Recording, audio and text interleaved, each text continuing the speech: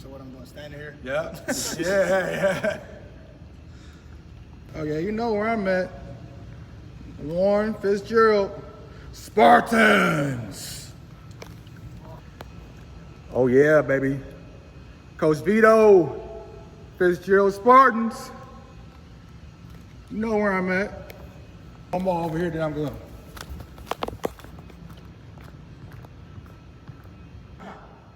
Oh yeah. Fitzgerald.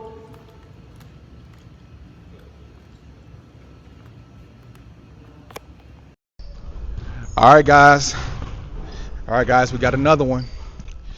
We got Coach Vito Jordan, known by Coach Vito, here at Warren Fitzgerald. And Coach, thanks for joining us at Sweat Equity Podcast, where we're all about the grind, the work, and the passion behind the success. And can you tell everybody about your accomplishments thus far as a player and also as a coach? I got you. I was okay as a player. I went to Cody High School, played football, basketball, and baseball there. Oh, wow. I had my athletic career in college at Alma College. I played football, basketball, and baseball there as well. For real? Not many people know that, but yeah, I did. I was a good player. All three? At the Division III level for sure, huh? All three of them? Yep, all three of them. So like, are they like kind of like simultaneous? Yeah, they're simultaneous for sure. I mean, they was crossing over towards the end of the season, so Oh wow. you know, it was jumping into basketball might have been starting in October, but I probably got there in November when the Okay. season started. Okay. And then baseball was starting in February, and I would get there right after we finishing up with basketball. Oh, wow. So yeah, I was a pretty good player in three different sports. So Okay. you don't really find that nowadays. No, you don't. So when did you start playing? Like, cause like a lot of guys play basketball and a lot of guys play football, but where did baseball come in? I come with the baseball. I come from a baseball family.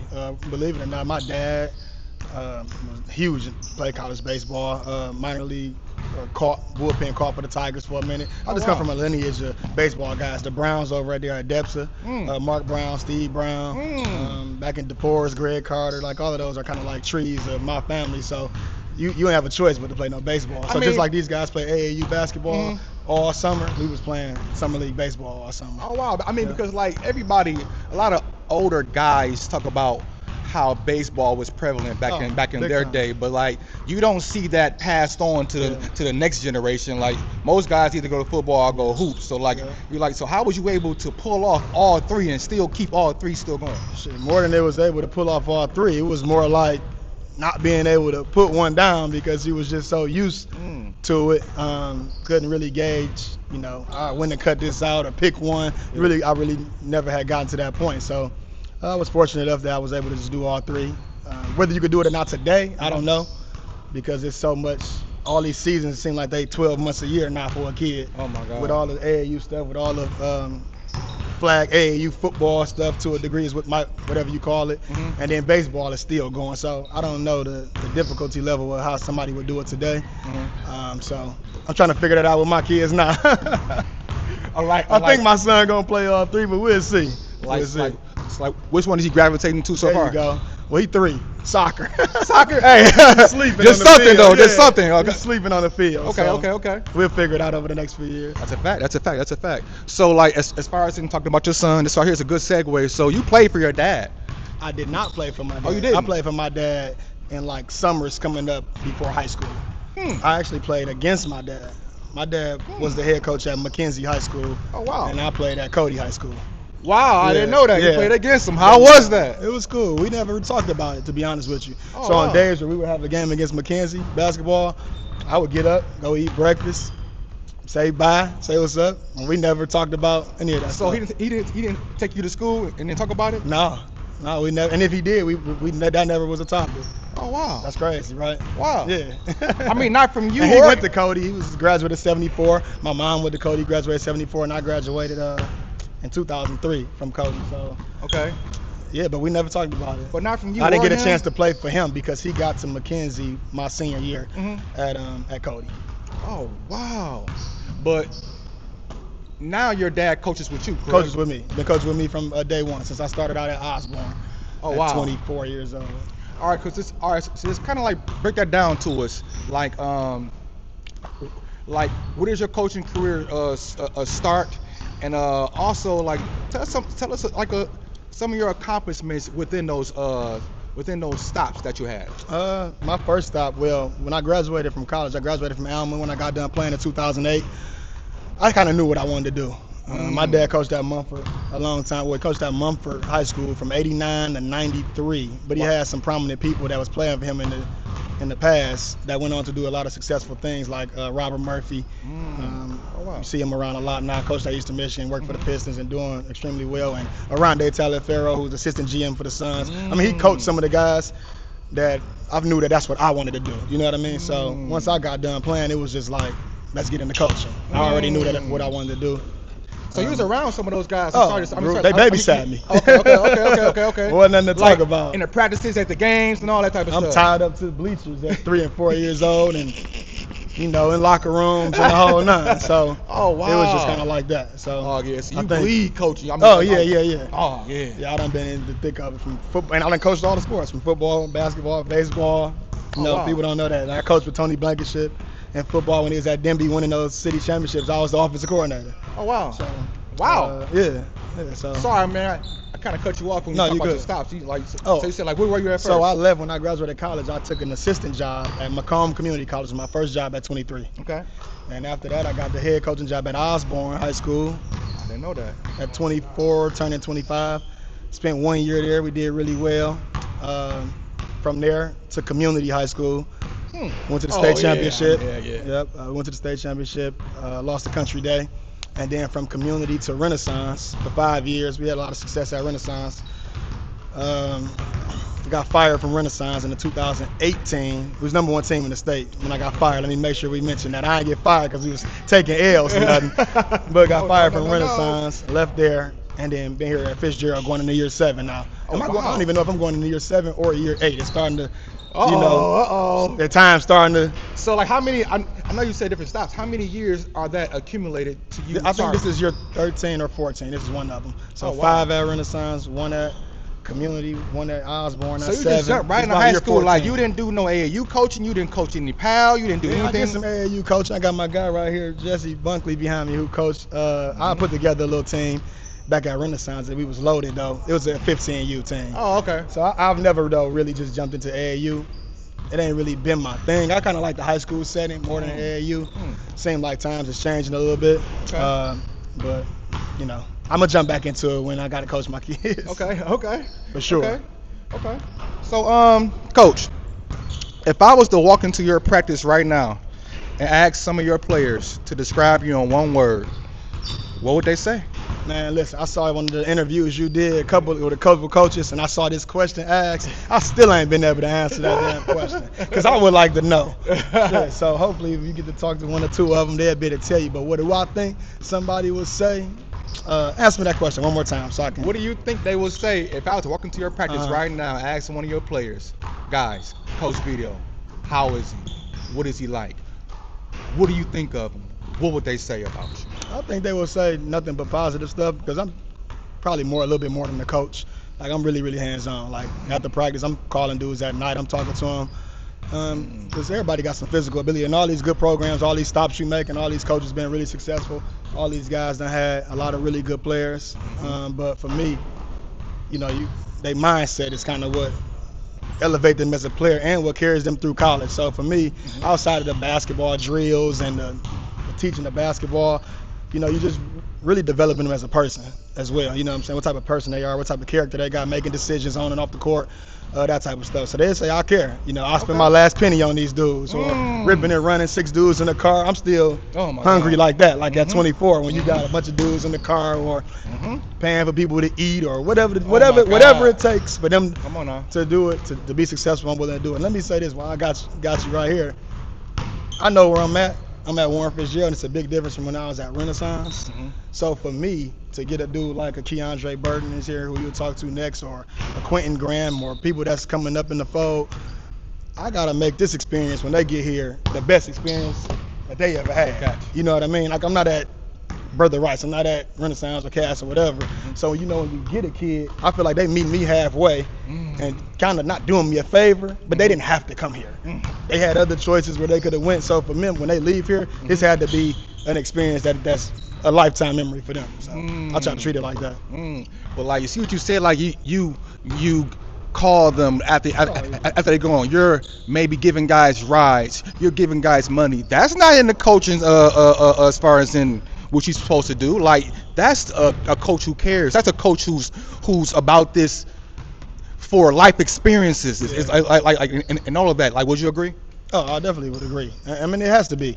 You know, we dude right here behind me with the orange shoes, I got a chance to be a Division I player, and I think that's the way we trending. But when you got other options, and we was at ground zero when I took over, for me, I got to make it worthwhile, because he got to go to the next person and make somebody believe in Fitzgerald. It's not the brand was been created now. It wasn't just you know, somewhere to go beforehand. Yes, sir. Yes, sir. Yes, sir. Okay. So your coaching style. Who do you think mimics your coaching style in the NBA or in college? Oh, man, I'm more of like a details guy. I played quarterback growing up, so I'm more into like the studying, the details, fundamentals. So I used to like John Beeline a lot from Michigan.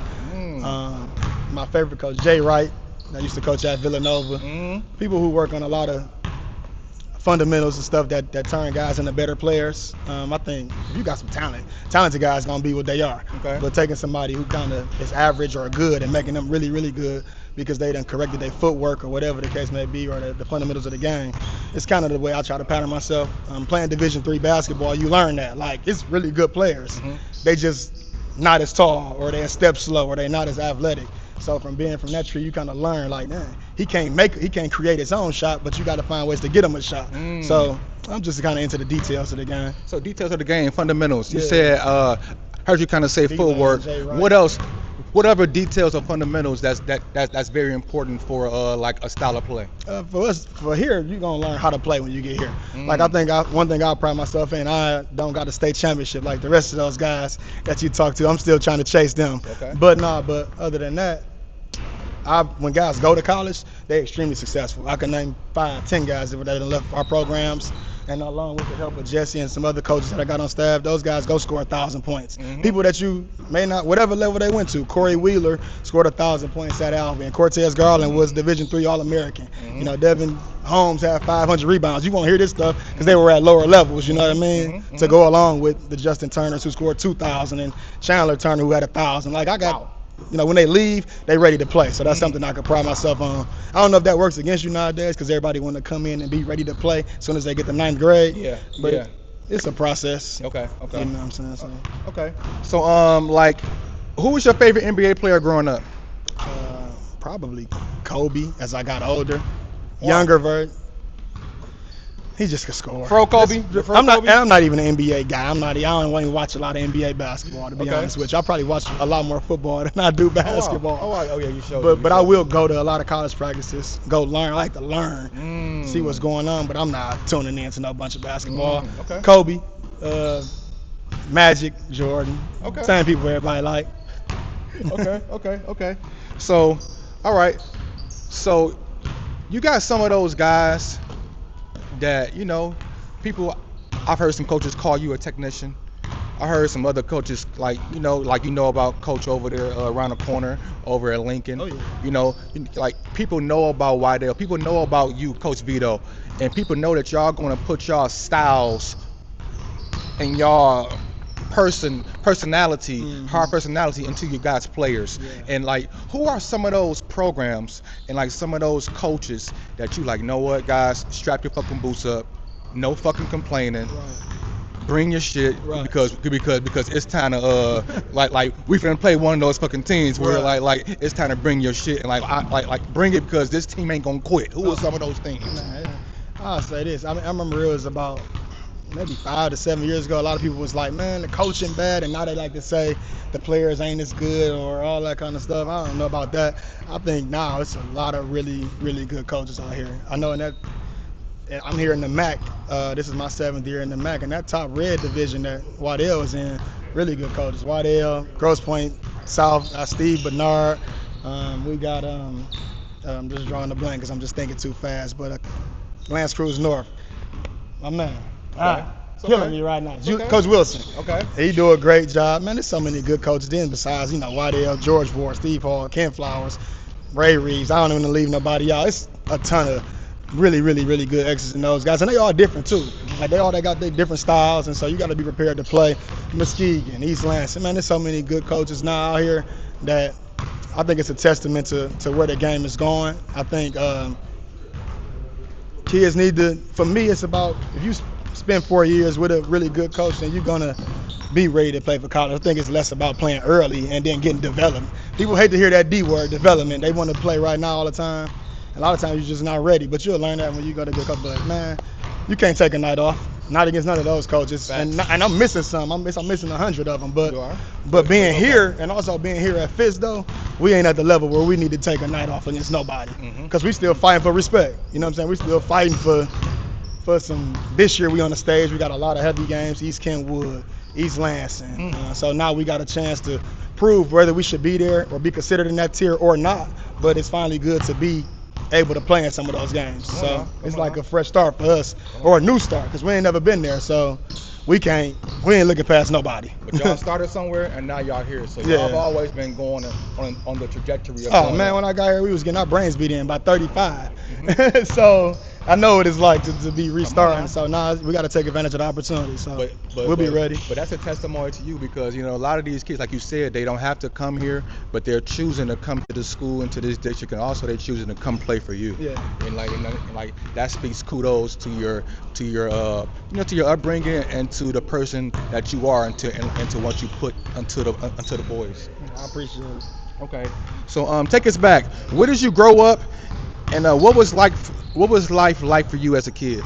Man, for me, I grew up probably the north end, 12th Street over there by off Hazelwood over there in the central area, northern area, whatever. Okay. But to be honest with you, my upbringing wasn't nothing but a gym, a field, or a diamond. Now, my dad coached, and my dad was a three-sport athlete at Cody, and he played 2 sports in college at Elma College. So for me, just being in locker rooms, man, being around. Mama wasn't like saying like, come on, man, now come on, like, no, baby at home. That was my life. Okay. I can't even. I ain't never took too many vacations. Oh, wow. Too many. My upbringing was surrounded kind of with athletics, and I'm appreciative of it though. Oh, yeah, it's kind of helped me get to where I am today, and I mean we love it. This is a sports family. Come on now. Not just basketball. As I reiterated that, but I can't do basketball 365. My interest is in a lot of other sports, but I grew up doing athletics. Wasn't no off season. So when you playing 3, ain't no,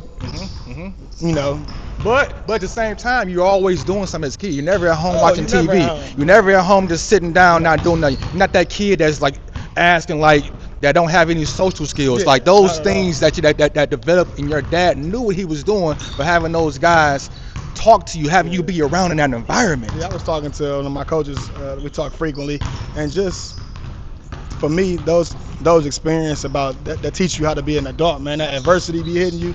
Where like I tell my team, like I've been across the board, all of those guys. I've been the last man on the bench who wasn't getting no run. I played for my dad and wasn't getting no time at some point. You know what I mean? Back when I was before high school, then you've been on teams where you was the man. You've been on teams where you was coming off the bench. Like I've experienced, all of those roles, and through adversity, guys should play other sports to learn what it's like really to be part of a team. The best player out here ain't gonna be the best player on a baseball diamond. You'll learn how to treat your teammates that's, second tier. So for me, it's just kind of all those things kind of help mold me, and I try to just take it to the basketball court. And you definitely gonna put that into your son already. I can see your son. You told me that your son's already in I feel soccer. bad for him. He don't got a choice.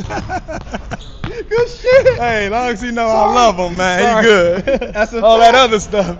Get to work. That's a good dad right here. Okay, so who or what first introduced you to basketball?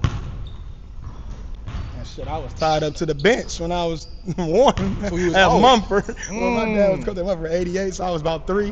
Yeah, I was tied up at Avondale High School back in the day. So even before your time, you was all in I diapers. was already in them gyms and stuff like that. Oh my God! So wait, so your mama had you there? Yeah. While daddy was coaching type shit? Yeah, that's just what it was. Oh wow, that's crazy. So when you were young, it's like, did you have a like someone like, besides your dad, like Yeah. another coach or a mentor who left a big impression on Oh you? yeah, man. Growing up in those gyms and growing up on those fields, man, you find people you look up to. Mm. Uh, whether you know it, I think one of the better youth guys, eighth graders around here, Braylon Davis. I was sitting on the bench watching his dad play. Mm. You Oh, know, at okay. Murray Wright, Oh, Jason wow. Davis, Oh, Tony wow. Blankenship, been in the locker rooms with Robert Traylor, been in. You just watching these guys and they NBA guys, NFL guys, college guys. Mhm. You know what I mean? You grew up, you kind of idolized them. You know, your Mm. dad was your dad, but I was idolizing those guys because they were 8 years older than me, and I'm sitting on the bench, Mhm. watching them. So Oh yeah. yeah, a lot of those guys that That's came a up for sure. that's a cool ass experience Yeah. as far as being like a little young guy. Oh yeah. So like, what did hard work mean to you back then compares to what it means to you now? I probably didn't understand it until I got to college. Mm. Still learning.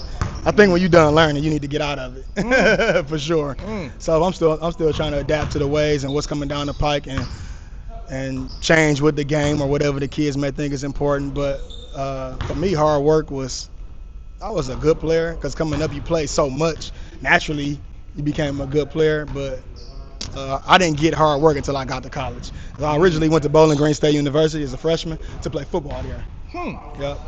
And after that, What I year? left. I graduated high school in 2003. So that would have been 2003, 2004. So I went to Bowling Green as a preferred walk-on to play wide receiver. That's crazy. Left there and went down to Elmer College because I knew I also wanted to coach and play basketball and continue to play baseball, whatever the case may be. But man, you would think, man, Division III, them dudes can't play. Yeah, yeah, Man, yeah. I got there, It cold as hell, huh? I'm on the bench. Oh wow. Yeah, I wasn't Okay. playing my freshman year. My dad came to a game. My mom, they was coming up. Everybody, family coming to the games. They tailgating, whatever case. Man, he came out there in that field. After that game, I wasn't playing. He's like, we won't be back up here.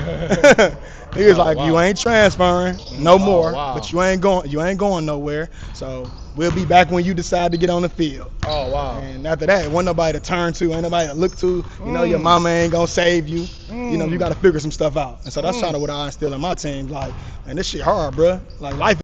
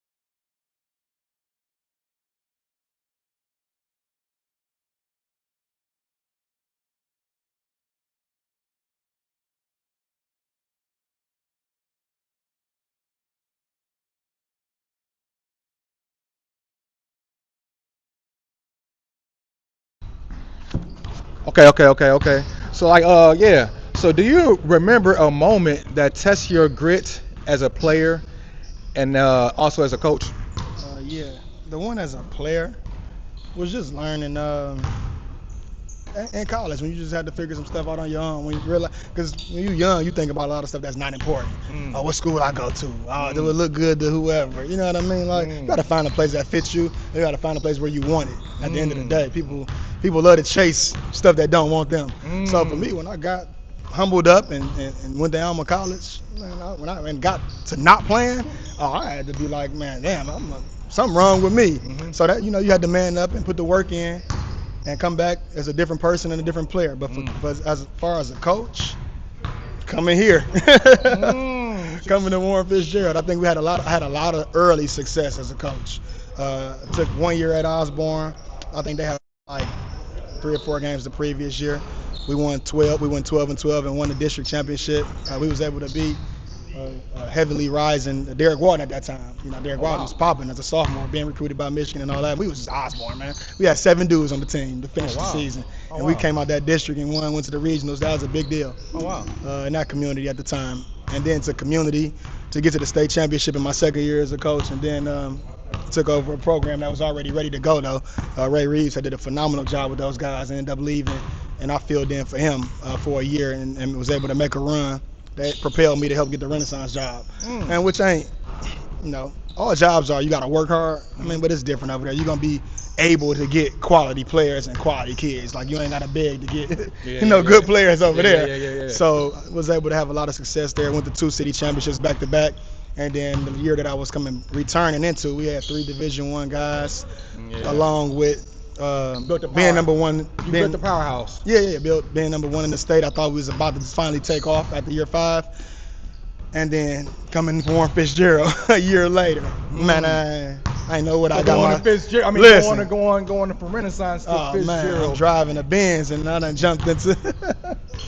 Hey, you had to grind, brother.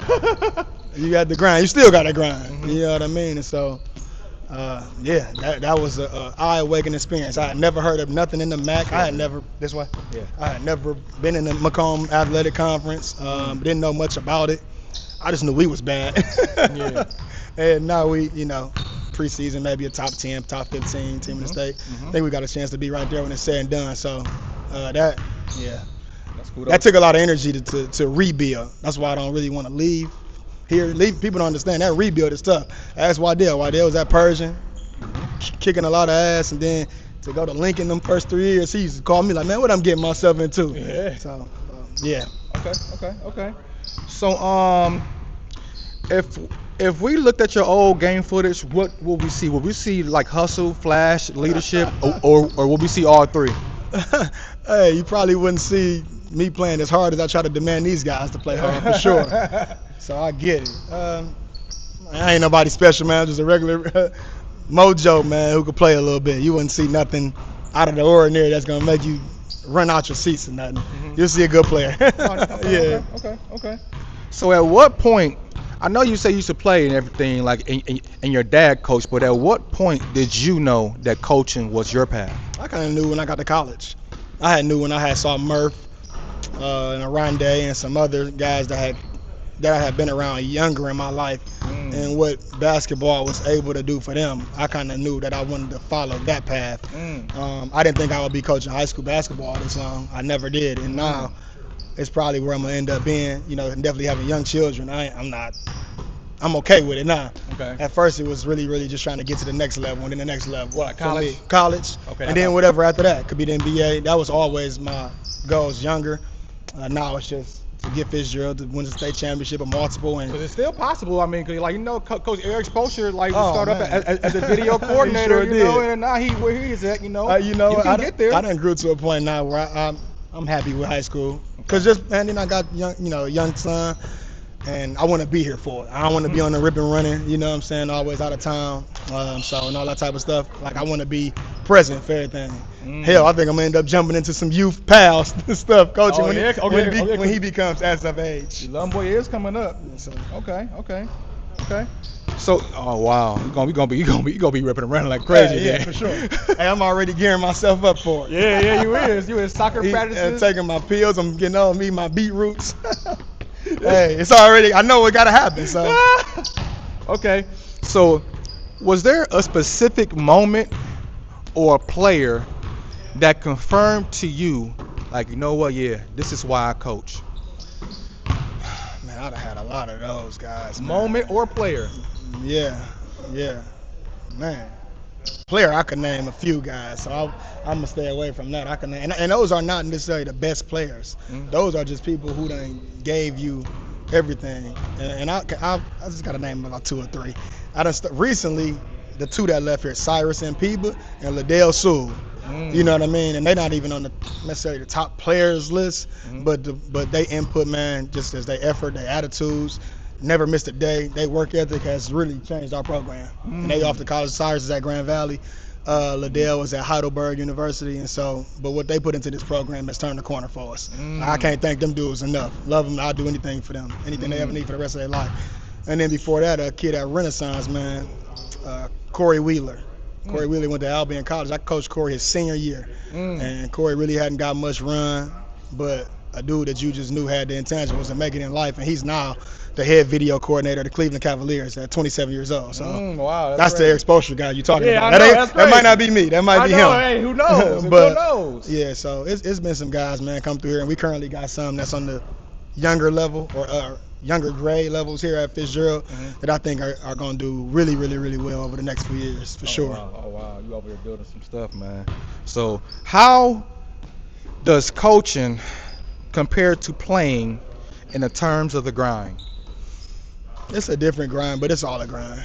You know what I'm saying? It's all the same. It's just like anything in life. Like I tell you, if you want to sell ice cream, you want to be the best ice cream salesman, then whatever you want to do, if you want to be the best at it, you got to put in some long hours. I really believe that. I don't think it's a coach playing thing. I know the topic is sports, but hell, if we want to compete and we want to compete year in and year out, then you know you need to be building. You know you need to get quality players and be in this gym. I mean, but like you said, living in this gym. So but like you said, like you didn't play or whatever, and you wasn't a star. So how are you able to not create stars and make stars better? How are you able to, like, you know, you can't shoot. I mean, I'm sure you're a knockdown shooter, but you can't shoot. I mean, as far as in you can shoot, but you can't shoot. I can't shoot for him. You can't shoot for him. Like, so, like, how? What's the comparable as far as in that grind, as far as in now coaching? It's different. Well, 2 of those things is, one was me being big on fundamentals. Like I said, playing at the Division III level, it's a lot of less athleticism. So you got to do a lot of stuff right. So if a guy that's supremely talented can start doing a lot of stuff right, he'll see himself, you know, make millions of dollars. So as far as coaching, it's just about how bad you want to win, man. You see the Flowers of the world, especially when he was at Redford and McDowell and whoever else, man, those dudes was getting after it. They be in gyms. You couldn't go to a middle school gym and not see them. So basically, you know what you're up against. If you want to compete, then you'll learn real quick or you'll be getting tired of getting your head kicked in. So. Okay. So when you hear the phrase sweat equity, what does that mean to you? Putting in that work. The grind of it, the blood, the sweat, the tears. You're looking for some adversity. Like it's never a straight road up to the top. I hate when people think that. I hate when people look for places that they think it's gonna be like that, because it's not. Like, I've been in those programs. I watched G Ward closely, and a lot of my older friends, I definitely watched them closely because, you know, they got really good programs and some peers of mine, and so just. Sweat equity speaks for itself, man. Like, how much are you willing to grind to go get whatever you want? And that's on any scale. The same way that you ran your AAU program. You know, you had kids, a lot of good players young. They would be there young. And then, you know, as they get older, other programs get involved closer to the high school level, you'll lose them. But for you, it's your brand. You had to muster up and go get some more guys. And you could have just let it fall by the wayside, and you didn't do that. So it's the same thing, just on a different scale. I love that, man. Thanks too. Appreciate that. Yes. So how do you teach your players how to value hard work over shortcuts? It's not even allowed in here. Like, everybody can't come here. And I heard Waddell say that too, and he is, because I like to watch, listening and learning from the coaches that you were able to talk to. So I appreciate you even coming here to talk to me, but I'm not for everybody. You know, everybody ain't going to be for me. You know what I'm saying? You got to conduct yourself a certain way. We got 10 guys with over 3.5s and up.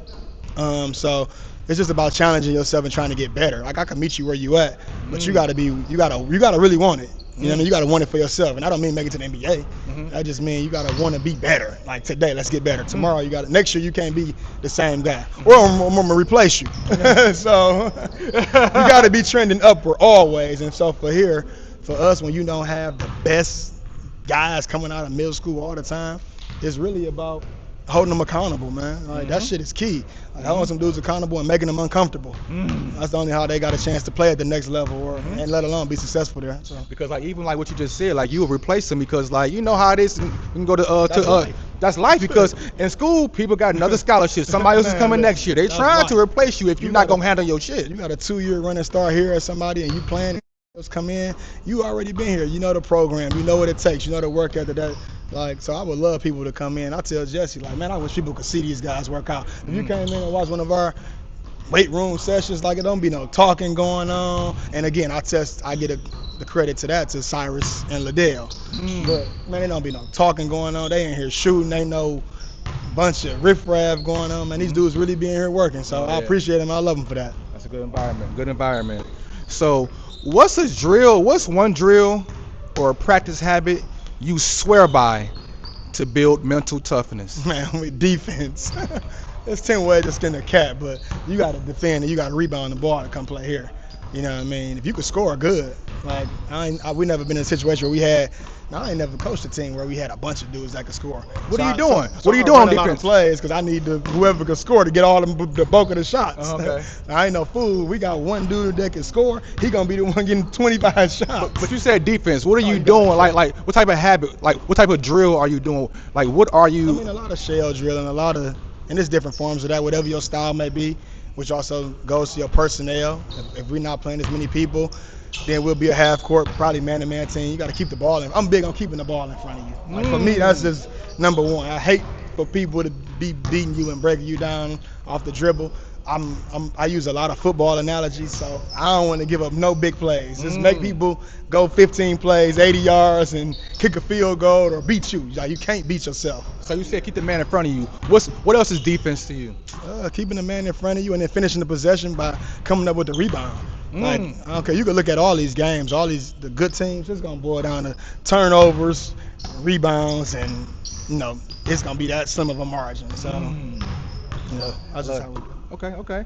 So do you think today's generation of athletes has it harder or easier when it comes to earning success? I don't know if they have it harder or easier. I just think they want it faster. I think they're just looking for microwave success. And so, everybody, and it monetarily at the next level now, that's kind of what they make you chase with NIL.